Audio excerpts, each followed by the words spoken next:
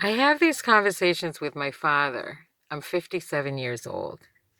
He was 23 years old when I was born, and he's 81 now, so I'll soon be 58. And he has 23 years more experience on this planet than I do. So I show him great respect for that.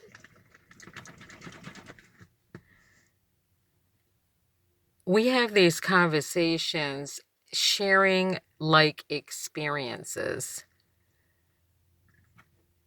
He has had to deal with my siblings um, on same patterns, footsteps, if you will, as I have had to deal with my own children. And so, in trying to gain a better understanding based on his experiences and sharing some of my experiences, in particular as it relates to drug addiction. I have never done drugs. I will openly admit to anyone that I have smoked marijuana. I tried marijuana when I was a teenager. I didn't like the feeling. I revisited the marijuana. It's almost to remind yourself why you didn't like it when you were a teenager. And I did try it as an adult again, and I did remember the reason why I don't like marijuana. Although people want to boast that comes from Mother Earth, it is often laced with things that are not from Mother Earth. And therefore, it's my choice to stay away from those things. Mm-hmm. I don't understand people that do drugs. I don't know what the triggering effect, if it's peer pressure, what causes them to become drug addicted. I do know that people that are drug addicted will go to all arm's length to get money to feed their addiction. And that, again, I don't understand why somebody would pay so much money for that type of addiction. So my father said to me, and then I ended the conversation shortly after that so I could take it away and let it resonate with me for a while. He said, Elvis lived in a mansion, and Elvis had a lot of money, and Elvis was very well known. He was surrounded by people for the majority of his life, and he overdosed and took his life. And so I let that resonate, because money to me does not mean the same thing that it does to other people. To me, money is a matter of conducting a transaction that helps you survive.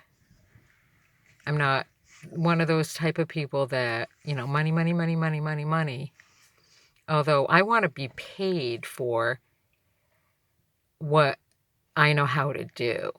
I don't want to be underpaid by any means. I think it's ignorant for people to go through college and gain all this experience and then they're significantly underpaid in comparison to people that don't know what the fuck they're doing.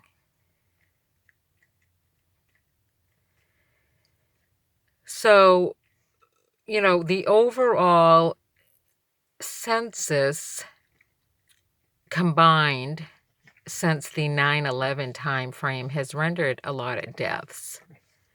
That not only the deaths as it relates to the World Trade Center, but also the deaths as it relates to the wars spawned from that event. But the number of people that have died from things like COVID, the number of people that have died from overdoses, the overall flavoring of everyday movement on this planet that renders people dead. And not only that, then we have people out there hunting and killing animals as if the slaughterhouses are not enough for them to feed their fucking faces.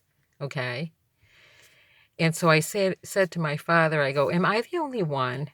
Can these people not feel the overall loss as a result of all these events combined? Am I the only one that feels and senses a huge loss, not only for my son and for my children, my two other daughters, the direction in which their lives have gone, but just life in general? The elements of life are so minute. Am I the only one that can feel these things? The losses, the overall losses of life.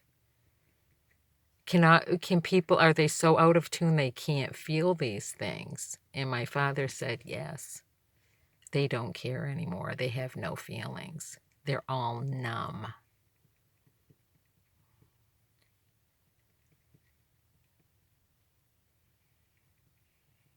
Like, I would definitely be a person to say, yes, we need several years of where hunting is prohibited. Save the animals, because you're not saving the rest of us.